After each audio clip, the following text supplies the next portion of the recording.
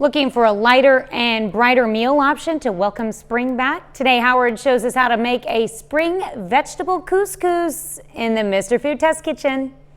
Do you realize that spring officially starts next week? That means it's time to put away those warm-you-up recipes and start thinking of dishes that are lighter and brighter. To get you going, we're sharing the perfect springtime side dish.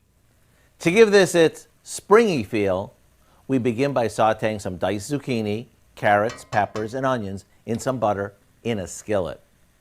Once they start getting tender, we add a package of frozen peas, or as some folks call them, spring peas, along with a couple of cups of water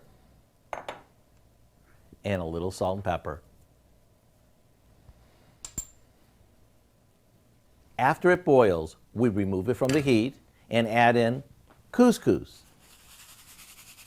If you're not familiar with couscous, it's a type of tiny pasta that's light and fluffy, which makes it perfect for this time of year. Okay, now we'll cover this and let it sit for 5 minutes. Then we'll fluff it with a fork before serving it. There you have it, a new way to brighten up your table after a long winter.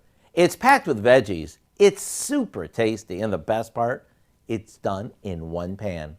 To get the recipe for our spring vegetable couscous, all you have to do is go online. I'm Howard in the Mr. Food Test Kitchen, where today we found a simple springtime way for you to say, ooh, it's so good.